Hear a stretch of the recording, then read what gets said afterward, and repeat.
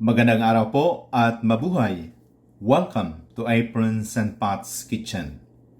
Ang feature dish po natin ngayon ay isang napakasimple ngunit napakasarap po na pasta, ang spaghetti al tonno or tuna spaghetti.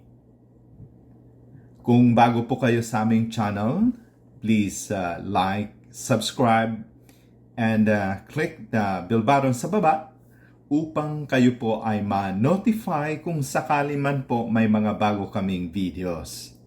Bago po natin sabihin ang mga sangkap, nais ko pong i-shoutout ang isa sa aming mabuti at mabait na kaibigan dito sa YT World.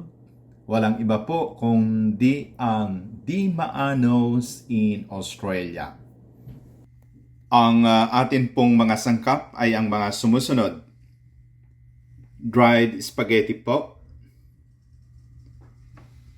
Yung ating tuna. Canned tuna. Drained na po dahil tinanggal ko na po yung oil. Personal choice ko lang po ito dahil ayoko pong ilagay yung liquid sa pagkain dahil may preservative po yon, lalo na po yung, siyempre, yung nasa lata. At gagamit din po tayo ng olives. Kahit ano pong klaseng olives, ito po ay sobra lang ng aming appetizer. So, pumili po kayo kahit anong klaseng olives, roughly chop po. Tapos gagamit po tayo ng parsley. At siyempre, yung ating tomato, peeled, decided na po. Fresh po siya. At para magkaroon po ng kaunting kick, gagamit po tayo ng ating chili pepper. So, ngayon po, simulan na natin ang pagluluto. Ngayon po ay simulan na natin ang pagluluto. Lagyan po natin ng olive oil ang ating mainit na po na pan.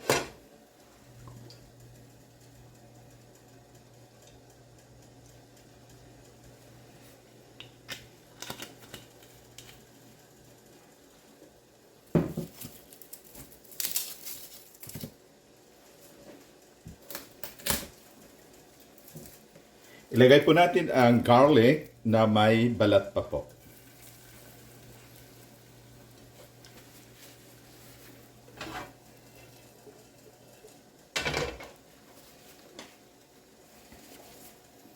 As usual, may balat po ang ating garlic dahil gusto ko pong hindi masyado aggressive yung lasa ng ating bawang.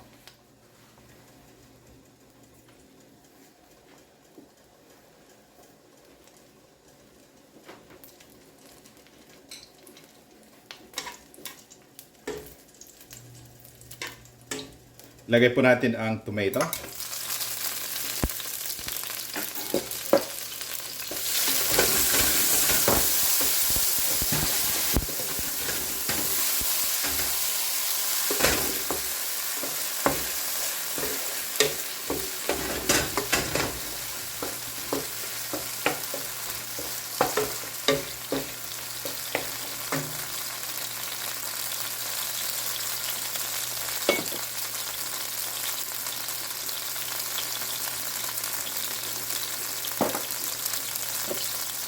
Pag fresh po ang inyong tomato, kahit hindi po masyado luto, para lalo na po decided, para po malasahan yung yung kaunting tamis ng kamatis, para may kaunting contrast po doon sa sa olives. So ilagay na po natin ang olives.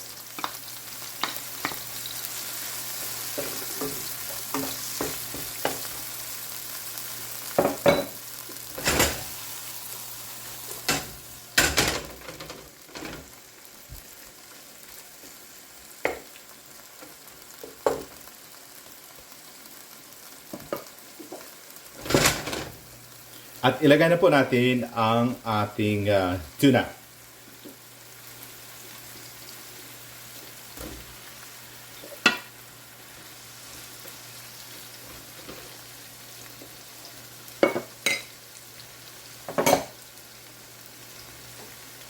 Lagyan po natin ng kaunting parsley para po incorporate na po yung aroma ng parsley sa ating ingredients.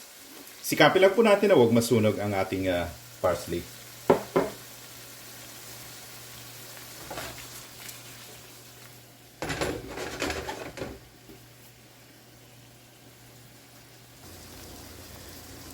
Ilagay na po natin ang ating sili.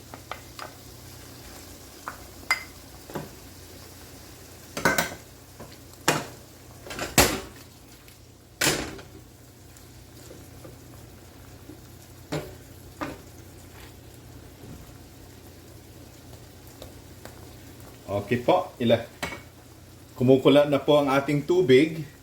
So, lagyan na po natin ng asin ang ating tubig para sa ating pasta.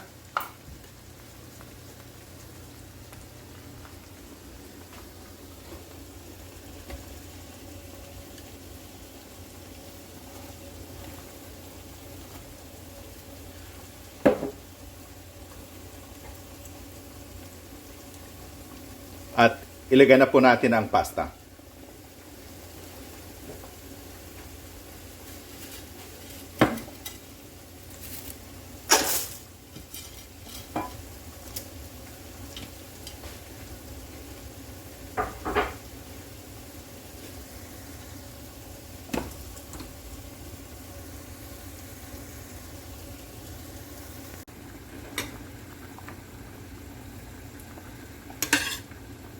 Ngayon po ay malapit na mag-al dente ang ating pasta. Ilagay na po natin sa ating sauce at doon po natin tatapusin ang pagluluto. Ito po ay isang technique para lagyan po natin ng tubig ng ating pasta dahil yung nire-release po na starch ng pasta mag-caramelize po at mag-caramelize po doon sa ating pasta para ang resulta po ay creamy. So, ilagay na po natin.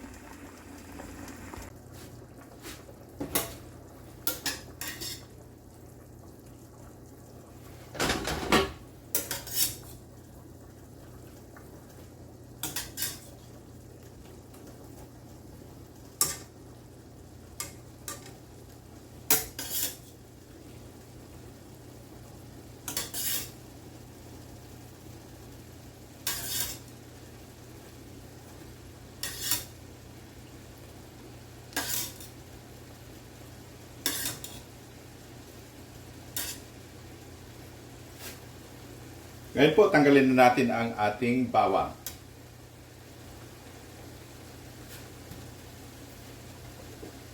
Tapusin po natin ang pagluluto ng pasta. Lagyan po natin ng kaunting tubig.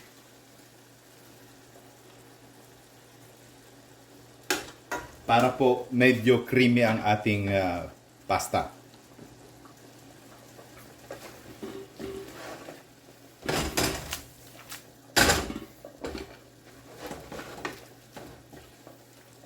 Ito pong pagluluto ng pasta na dito po tinatapos sa sauce ay isa pong magandang technique. Ito pang ginagawa ng mga Italian chefs para po maging creamy ng kaunti ang pasta.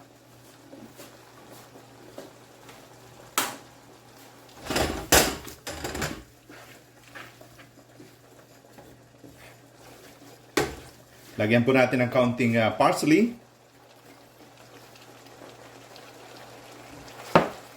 Kaunting black pepper.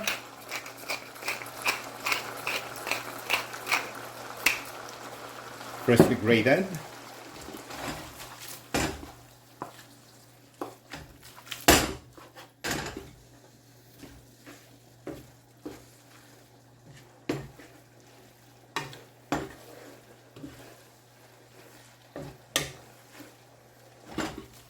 Okay na po. So, good to go. Pwede na po natin i-plate.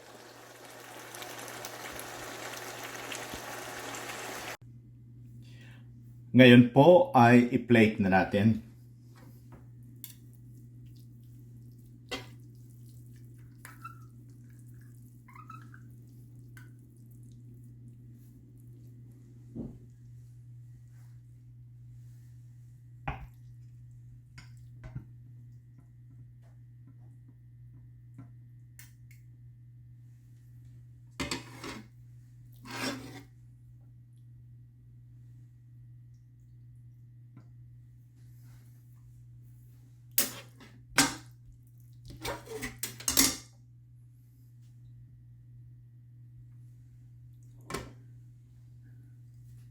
Counting parsley. At ito po ang ating spaghetti al tonno or tuna spaghetti.